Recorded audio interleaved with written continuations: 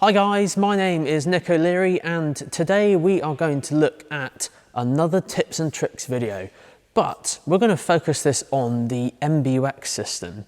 Now MBUX stands for Mercedes-Benz User Experience, which is the latest Mercedes-Benz infotainment system. And what I thought we'd do is go through some tips and tricks on just that. Now some of these you may already know, but some of these are also some of my favourites and hidden ones you might not know about. Let's dive straight in.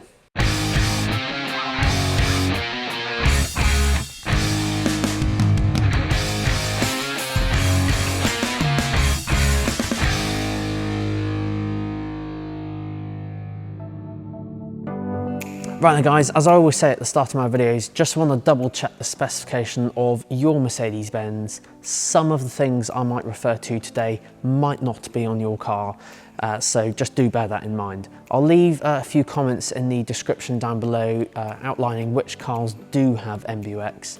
A nice easy way of telling if you do have MBUX is the voice assistant called Hey Mercedes, where you can talk to the car. If you have that, then you know you've got MBUX. Let's go through the 15 tips and tricks.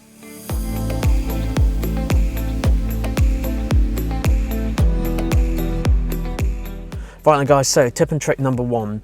Now I thought it might be best to start with profiles on the MBUX system.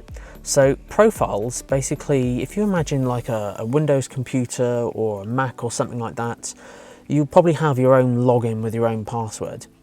Is kind of similar on this, where you basically have different logins and you have all of your own settings the way you want them on each profile, but of course there's no password. So I have a profile here at the moment and it will basically save all of my settings the way I like them. So say I ended up changing a few icons around or changing the theme, displays, ambient light, radio stations, all of those things are saved on my specific profile, and say another person came along, they can create their own profile and have their own settings. You can do this for up to 7 people. To create a profile, it's really easy. You basically just go to the home screen. So on MBUX, there's a little picture of the house in the top right-hand corner of the left screen. Just go here, and then next to it will be a picture of a person and potentially even your name if you've already programmed in one profile. Just tap on that one and then you'll be able to create the profiles here and set them up the way you'd like them. Up next is dual phone capability, the ability to connect 2 phones to the car system itself. Now the way this works is you connect them via Bluetooth on the phone screen, which is on the main home screen, just tap phone. And you may notice at the top there's phone 1 and then next to it there's phone 2. So you can connect both up to take incoming calls pretty much at the same time. So if either phone rings, once they're both connected, you answer and hang up on the steering wheel for either phone. And if you want to phone out, you simply select phone 1 or phone 2 and then select the phone book. So it's quite clever. Say you drove the car on your own and you had a personal phone, maybe a work phone, you can connect 2 together without having to switch between the 2 to take an incoming call basically. So pretty clever. Next up guys is the volume button, which is just located here and just down there in the middle. Now of course you can swipe this up and down to control the volume button, as we all know, but did you know it's also a button as well? So if you press the button in, you'll actually mute. So it saves you having to keep swiping down like this to turn the volume down. Simply just press the button in and it will mute it. And also, while we're on that topic, if the sat-nav's talking to you and you don't want her talking for that journey, just press the mute button as she's talking and it will mute her. Next up guys is the radio text information. So normally when you're on a radio station, it will look a bit like this. But did you know that you can also bring up the name of the song that's playing as long as the radio station is transmitting it? So to do this, quite simply go to Settings on the bottom right, then go to General, and you'll find an option here called Radio Text Information. Just click OK on that one, and now you'll find that the radio text of the name of the song that's playing will show just beneath the radio station name. My next tip and trick is reordering the home screen. So say for example that you always go to media, which is just located over here, and you Bluetooth the music from your phone to the car.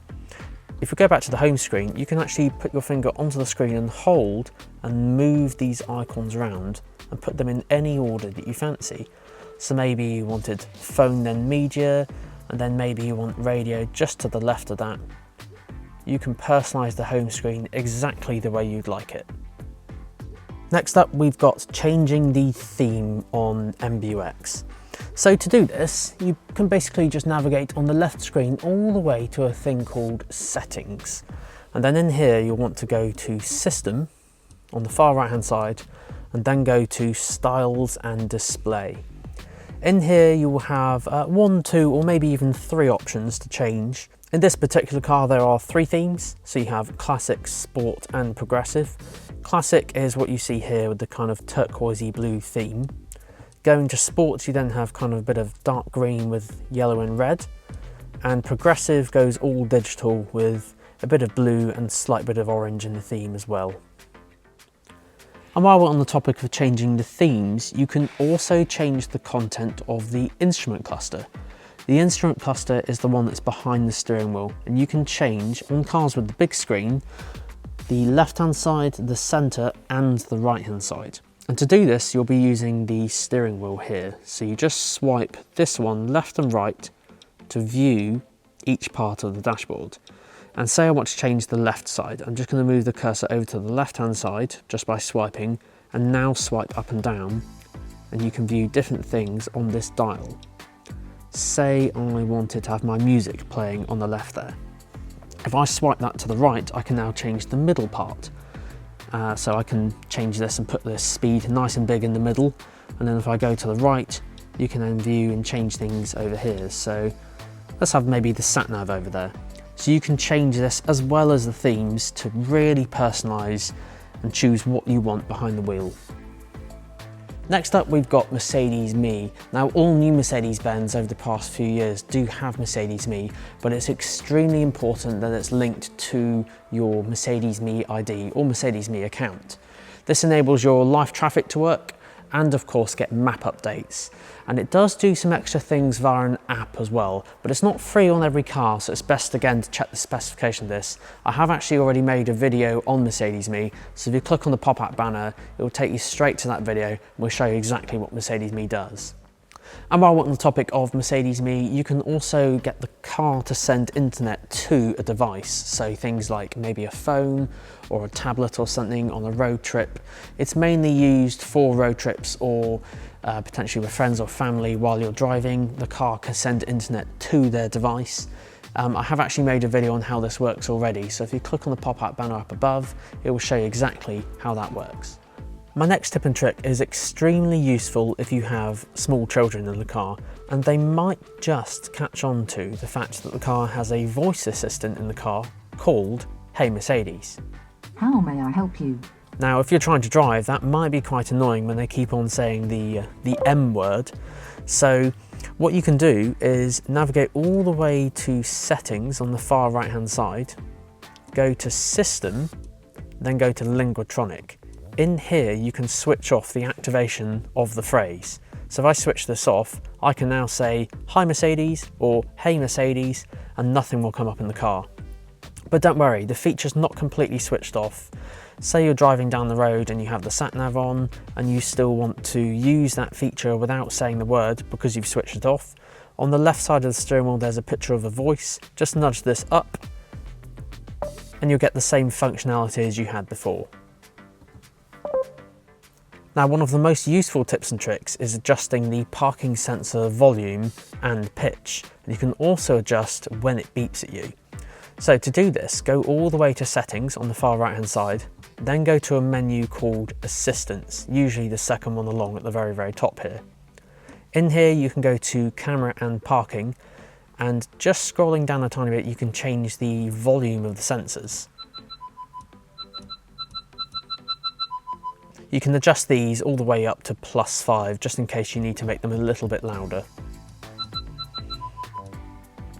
On top of this as well, you can also change the pitch. Another feature that I'd strongly recommend is a thing called Warn Early All Round, and it does exactly what it says. Normally by default, the system is off. And what this does is when you get near an object, the sensors will start beeping literally last second, probably about this far away from an object. If you have this enabled, it will actually beep a few meters further back from that, so it gives you a bit more notice. My next tip and trick actually relates to the sat-nav. So let's say that you are navigating in a city that you don't know. On the left-hand side, there's actually a picture of a P, which indicates car park. If you press this, it will actually show you all the car parks nearby. And rather cleverly as well, it will even show you arrows on the left pointing in which direction they are. Simply select one and it will show you where it is on the map.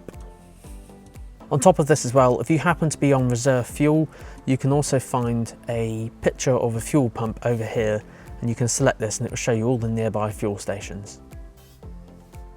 Next up, we've got a thing called Commuter Route. Now what this does is automatically enable the sat-nav silently in the background, showing you all the nearby traffic and the best route to take to get to work.